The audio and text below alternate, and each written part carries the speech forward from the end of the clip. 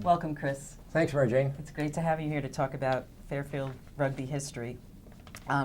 Because your family has been such an important part of the history of the Fairfield Rugby Club, would you please give us an overview of your family's relationship to Fairfield and to the rugby club? Yeah, sure. My dad was a surgeon, and he had his practice in Rochester, New York. My mom was born and raised in New York City. My oldest sister still lives in Rochester.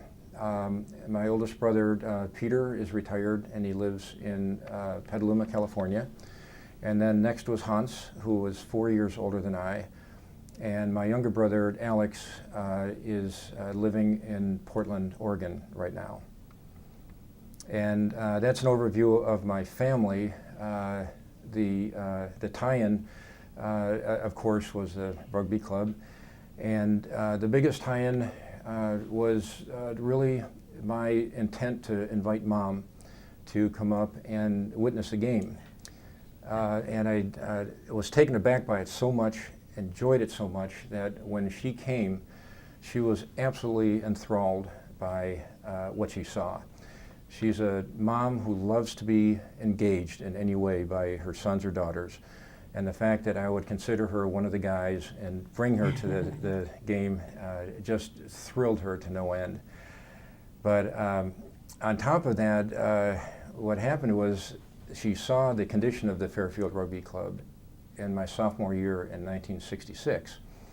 And what she saw was just startled her. The ravine, better known as Grauert Field, had a huge downhill and a huge uphill ravine right in the middle of the field. The goalposts were bent and rusted pipes that were stuck in the ground. But yet when I brought her to the field, all of a sudden everybody just started talking to her, and nobody called her Mrs. Grauert. They called her Mama Grau. And right then and there she said, fine, if I'm Mama Grau, then these are my boys. And she never lost that sentiment for her whole life, and that ruggers could not do wrong.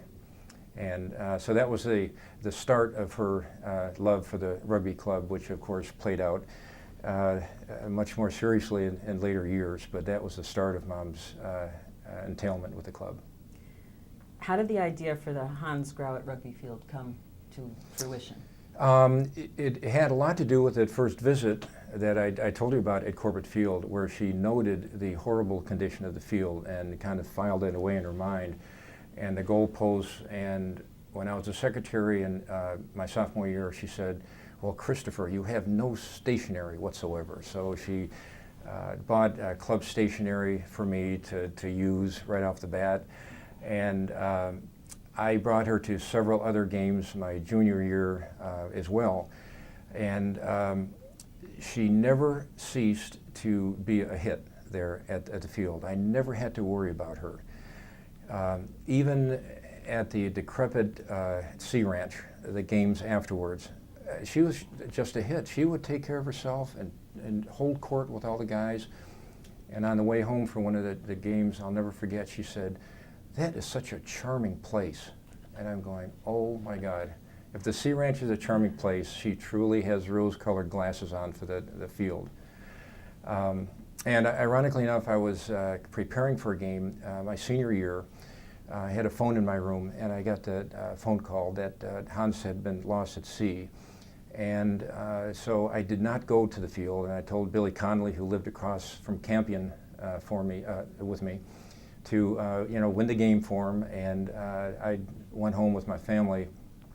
And it's a loss of someone in the family is something so horrible you don't ever want anyone to suffer.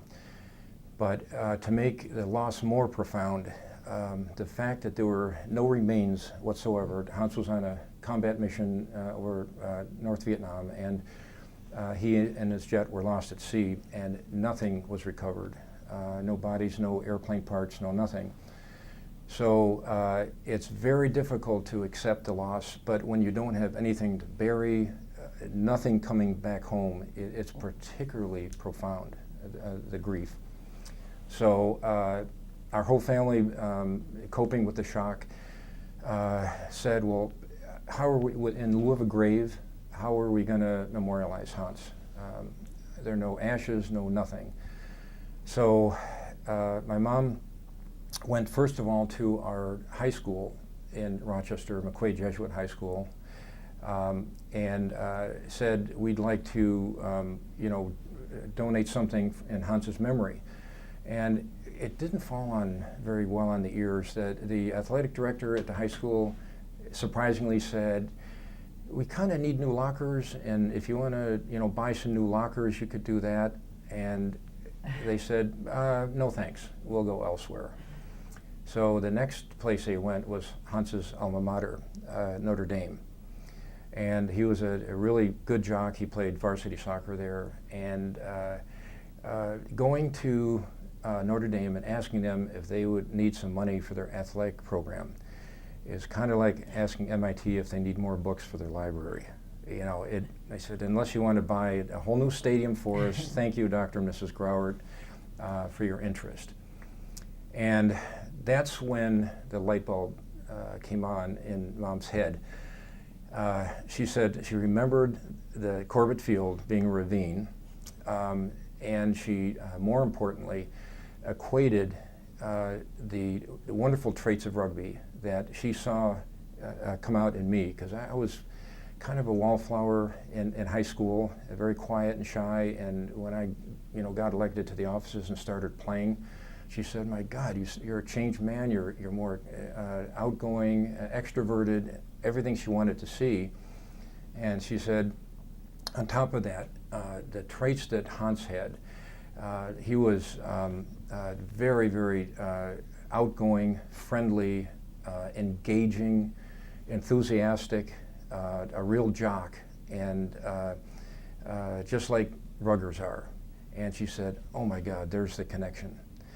And he never, ever laced on a rugby boot, and he never set foot on the campus of Fairfield University.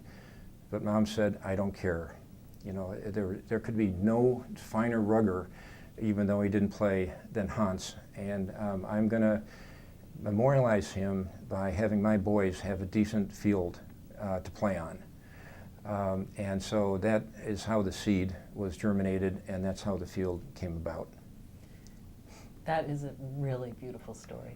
Well, thank you. It meant an incredible amount to the entire Grauert family, because we all felt the same way. With no remains coming back, there's got to be something for someone you love. Yeah. And ironically enough, had it been a grave, you don't spend hours and hours at a grave, and you might make a journey every now and then to lay a flower. But instead of one, she has a dynamic field whose sole purpose is to demonstrate a good sportsmanship that Mom loved about rugby. It's a place where friends meet and greet, which is Hans to the T, because he was a real socialite and the leader of always organizing parties, knew everybody's name, was very popular. Excuse me. And so knowing that is a social center of the campus is particularly warming to all of us. And that's what I loved most about the field, is that where good friends meet, because that's where Hans would be meeting everybody. Were you part of the actual design or the process of the field being constructed? And No, I was not. At the time, this happened in 1968, and my parents went to Dr. John Barone, after whom the campus center was named, and he was the provost of the university at the time. And he showed them, he said, if you want to build a field, we have a perfect area right behind Xavier, which was nothing but a gnarly mass of weeds, and it was nothing back there, no trees even. No, there was no design other than we looked up what the standard rugby field should be, nice and wide. It's not a football field, and nice and long. And we left the dimensions that they should build to. But other than that, no, we didn't know anything else to tell them other than to make it big enough for rugby specs.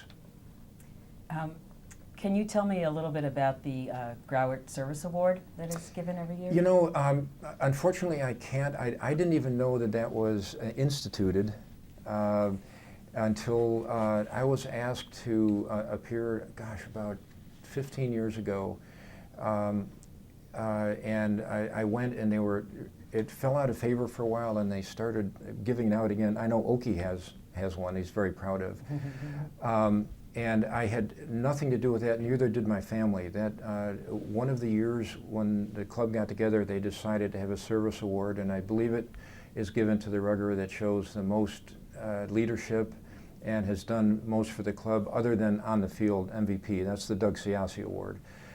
And so they gave me a replica, which was beautiful, and of course I immediately brought that out to Mom for her next birthday, and gave it to her, and she just moved to tears. But as far as the idea for it, no, our family did not have anything to do with it. It's been about 5 years since your mom, Leila? Leila. Leila Grauert passed away. You've already talked about the fun-loving and generous spirit and the bond she had with the Fairfield rugby players. It would be great if you would read the letter that she wrote to mark the club's 45th anniversary. That actually was shortly before she died. Yes, it was. Yep. And you read it to the ruggers at the 45th. I did. In 2008 was our 45th reunion, and I emceed it. And as part of the program, I read her letter, and she had made it a point. She made a couple of the early reunions, 10, 15, 20, I believe. But when she was too elderly and feeble, too elderly and feeble to make the plane trip out here, she reverted to writing letters. So for every 5 years, she would write a letter to everyone and ask the MC to deliver it. Wow. So this particular one in 2008 was written about 3 months before the reunion, and it was written about 2 months before she passed away, and she passed away about a month before. Wow. So it was great timing on her behalf. So anyway, I'd like you to read it now. It just says, please do. Letter from Mrs. Leila Grauert to the Fairfield Ruggers, 45th FU RFC reunion, October 5th, 2008, delivered by Chris Grauert, Master of Ceremonies. To all my dear Fairfield Ruggers, my warmest regards from California, along with my most sincere congratulations upon the celebration of 45 years of tough rugby, wonderful friendships, and awesome post-match festivities. I'm afraid that the rigors of a coast-to-coast trip to join you is just too much for a 92-year-old to handle, but please be assured that I will be with you in spirit on October 25th. Ever since I experienced rugby for the first time in 1965 while watching Chris in his freshman year literally run up and down Corbett Field, I was thoroughly hooked with this magnificent sport. In fact, during one particular match, I witnessed a poor fellow get tackled right next to me on the sidelines and saw and heard his leg snap in the process. Jay Standish. He was simply hoisted into a VW Beetle parked nearby, and I shall never forget the sight of his leg sticking out the passenger window as he was whisked away to the hospital for repairs. 2 hours later, he was gimping on crutches and actually grinning, proudly showing off his new cast. There was no way he was missing the post-game party. It dawned on me right then and there that the spirit and thrill of belonging to a team demonstrating so much camaraderie was indeed the whole essence of this wonderful game. Each of you present tonight all have your own fabulous stories, both on and off the field, that you will treasure forever and never get tired of telling. And that's exactly the way it should be. There is no greater blessing than lifelong friends, and your presence here tonight proves this in spades. Embrace this camaraderie always, for I can tell you that life is indeed too short. My son Hans was lost at sea in the Vietnam War at the young age of 25. a mere pup in rugby terms. He was a jewel of an individual, feisty, engaging, athletic, fun-loving, and dedicated. In other words, a prototype rugger. It is not possible to describe in words how much closure, healing, warmth, and pride his rugby pitch has provided both me and the entire Grauert family ever since the unforgettable dedication in 1969. It warms my heart to know that for almost 40 years, the Hans Grauert Memorial Field is the place where good friends meet and compete, and that very special rugby spirit is passed on from year to year. Indeed, Hans's pitch has been and will remain forever God's little acre to me and all the Grauerts. So my heartiest congratulations again upon the 45th anniversary of the Fairfield Rugby Club. I will always pride myself of being a staunch red rugger hugger. All of you here tonight are the fortunate benefactors of the camaraderie and wonderful legacy that rugby promotes. Continue to enjoy that pride all your lives, for there are only two types of people in this world, those who are ruggers and all others. May God bless you and all of you, and know that you will be in my thoughts as you enjoy each other's company and clink cold ones together on campus, as well as the inevitable follow-on parties. Here's to the 50th in 2013. With much love, Mama Grau. And here we are. And here we are. I know, isn't that amazing? It's 2013. 5 years ago. Yes. Yes. And she did say cold beers here, not warm beers. Yeah. But That's beautiful. yeah, and yeah, she was. She was her just an innate emotions rugger. really She came just- out. Yeah, she just She understood it from she the loved get-go. the club and everything that it stood for, and they were just her boys, and they always will be. I have a question particular to you now, Chris. Being that the lineout was your main area of expertise, a lot of people are curious to know what you think of the new, but not so new rule now, where players are lifted in the lineout. I don't know what year that came about, that change, but I hate it. I cannot tell you how much I hate it. It looks awful. I miss it because when I played, it was actually like a basketball rebound, where it was you against the other guy. The big guys go for the basketball, and you know, you either beat him to it with body language or an elbow or a hip, or jumped higher and came down with the rebound and started to play. But I certainly was not lifted up by the belt of my pants into the air like a rocket. And I don't like it at all. I don't think it proves you know, motor skills or athletic jumping ability or anything. So to answer your question, no, I do not like it at all. You ended up, after your rugby career and your Fairfield career, becoming a Top Gun naval aviator. Pretty exciting and harrowing. And thank you for your service to our country. Glad to have the opportunity to serve. I can only imagine that taking off and landing on a carrier is quite a thrilling experience. Are you able to draw any parallels between the experiences that you had as a Top Gun aviator and the experiences you had as a rugby player? You bet. I think the parallels between a rugby club and a fighter squadron are profound and wonderful. And I say that because having experienced the Fairfield Rugby Club for 8 seasons, when I graduated, I wanted to be just like Mike, like my brother Hans, although I could never fill his shoes. I was no way in hell. But I wanted to be like him because of all of his stories, so thanks to him, I also became a naval aviator. And I learned that the life in a fighter squadron is an absolutely perfect analogous follow-on to the rugby club.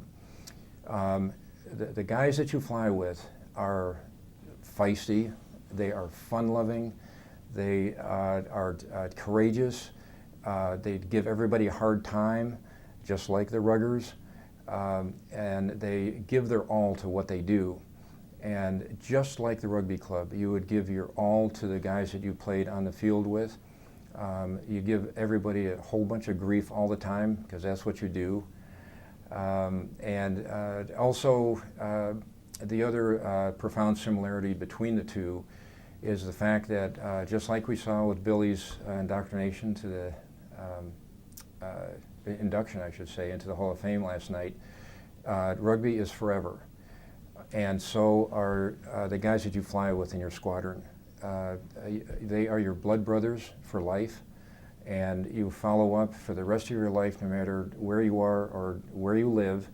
You keep in touch, and every chance you get, when you see them again, you give them a big old bear hug, and you clink some cold beers, and that lasts a lifetime. That camaraderie, and that's a very, very special link between the two organizations.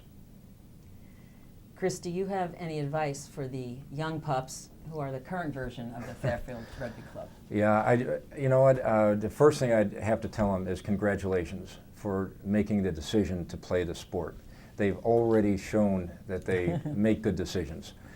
And secondly, I would tell them to absolutely embrace every single practice, every single game, every single party, every single teammate to the max for the 4 years that you are here, because it's very special but very fast, and the 4 years are over.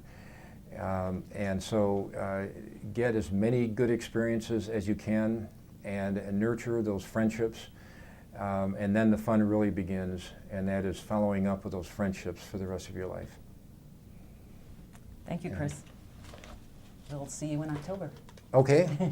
But I wanted to talk about my tackles. No, that's God. good. But By I had them itself. all prioritized, and the date and time, and oh man.